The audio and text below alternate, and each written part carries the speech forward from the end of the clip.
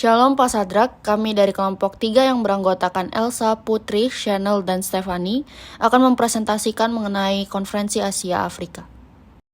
Konten yang akan kami jelaskan meliputi latar belakang, tujuan dan pelaksanaan kegiatan, peran Indonesia, dan fakta menarik. Yang pertama, saya akan menjelaskan mengenai latar belakang. Konferensi Tingkat Tinggi Asia Afrika atau KAA diadakan pada tanggal 18 April sampai 24 April 1955 di Bandung, Jawa Barat. KAA diikuti oleh negara-negara yang baru memperoleh kemerdekaan. KAA diselenggarakan oleh Indonesia, Burma atau Myanmar, Ceylon atau Sri Lanka, India, dan Pakistan. KAA dikoordinatori oleh Menteri Luar Negeri Indonesia yang bernama Sunario. KAA dihadiri oleh 29 negara. Adapun dua kejadian yang melatar belakangi terbentuknya KAA. Yang pertama adalah Perang Dingin Blok Barat dan Blok Timur, di mana Blok Barat dipimpin oleh Amerika Serikat dan Blok Timur dipimpin oleh Cina. Arti dari Perang Dingin Blok Barat dan Blok Timur ini adalah lahirnya dua blok kekuatan yang bertentangan secara ideologi maupun kepentingan. Yang kedua yaitu penjajahan di Asia dan Afrika. Pada saat itu, Asia Afrika mengkhawatirkan pengeboman senjata nuklir. PBB sudah ada, namun belum bisa menangani masalah Asia Afrika. Selanjutnya saya akan menjelaskan mengenai tujuan dibentuknya Konferensi Asia Afrika. Jadi yang pertama untuk mempererat solidaritas negara-negara di Asia dan Afrika, di mana pada saat itu masih banyak negara-negara yang berada di Asia dan Afrika yang belum merdeka. Karena mereka merasakan bahwa mereka dalam keadaan yang sama, sehingga mereka berkumpul membentuk suatu pertemuan. Nah, dari pertemuan ini mereka berharap agar suara mereka bisa lebih kuat dan bisa lebih didengar. Selanjutnya yang kedua yaitu untuk meninjau masalah-masalah hubungan sosial ekonomi dan kebudayaan dari negara-negara Asia dan Afrika. Jadi masalah ekonomi merupakan salah satu poin penting dari Bandung Message. Hal ini mengingat kondisi ekonomi dunia sudah dihegemoni oleh China. Lewat Bandung Message diharapkan negara dari dua benua tersebut dapat saling menguatkan perekonomiannya lewat kerjasama bilateral ataupun langsung. Yang ketiga yaitu untuk memajukan perdamaian dan kerjasama dunia. Jadi negara-negara yang tergabung dalam Konferensi Asia Afrika kebanyakan tuh belum maju, sehingga mereka bisa saling berdiskusi dan melakukan kerjasama. Selanjutnya bagaimana dengan pelaksanaan Konferensi Asia Afrika? Jadi pada tanggal 18 hingga 24 April 1955, akhirnya Konferensi Asia Afrika dilaksanakan di Kota Bandung, Indonesia. Lalu Gedung Merdeka dipilih sebagai tempat pelaksanaannya. Selanjutnya, pelaksanaan KA ini dihadiri oleh 29 negara.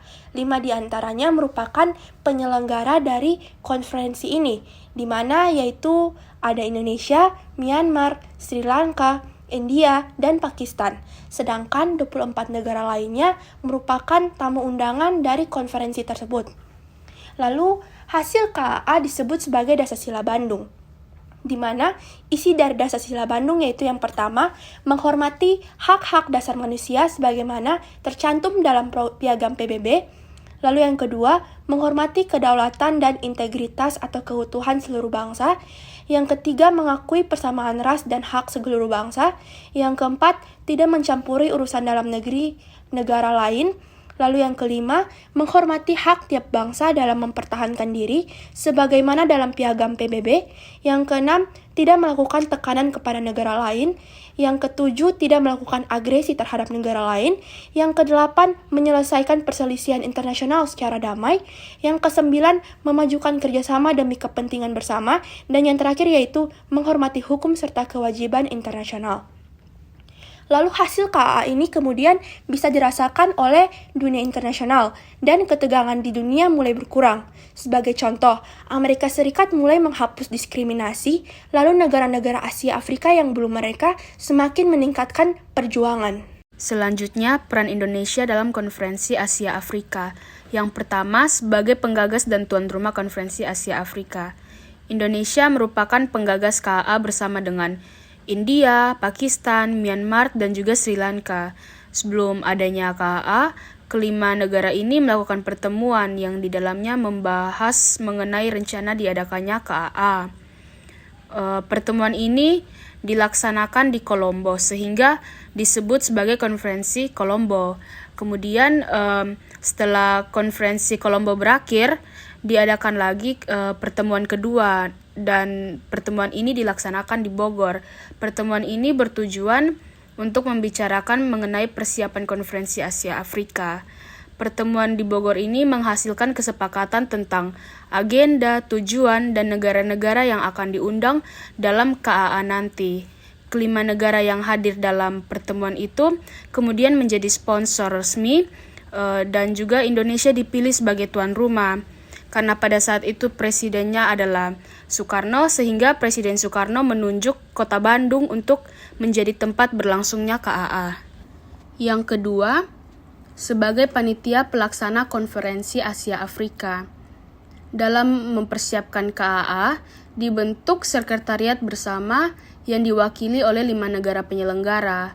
Indonesia diwakili oleh Sekretariat Jenderal Kementerian Luar Negeri yaitu Ruslan Abdugani, yang kemudian dia ditunjuk sebagai ketua badan tersebut. Kemudian, pemerintah Indonesia juga membentuk panitia interdepartemental yang diketuai oleh Sekretaris Jenderal Sekretariat Bersama dengan anggota dan juga penasehat dari beragam departemen. Panitia ini dibentuk dengan tujuan membantu persiapan menuju KAA. Selain itu, dibentuk juga panitia setempat yang diketuai oleh Sanusi Harjadinata, yaitu Gubernur Jawa Barat pada saat itu. Panitia setempat memiliki tugas untuk mempersiapkan hal-hal yang berhubungan dengan akomodasi, logistik, transportasi, kesehatan, komunikasi, keamanan, hiburan, protokol, penerangan, dan lain-lainnya. Yang ketiga, mendirikan Museum Konferensi Asia Afrika. Profesor Mokhtar Kusumadja, yaitu Menteri Luar Negeri Indonesia, yang menjabat pada periode 1978 hingga 1988 menggagaskan pendirian mengenai Museum KAA. Gagasan tersebut diberitahu pada saat rapat panitia peringatan hari ulang tahun KAA yang ke-25. Ide pendirian museum ini kemudian dicetuskan oleh Jubaif, yaitu Ketua Pelaksanaan HUT ke-25 yang bekerja sama dengan Dinas Penerangan, Dinas Pendidikan dan Kebudayaan, Pemprov Jawa Barat, dan juga Universitas Padjadjaran.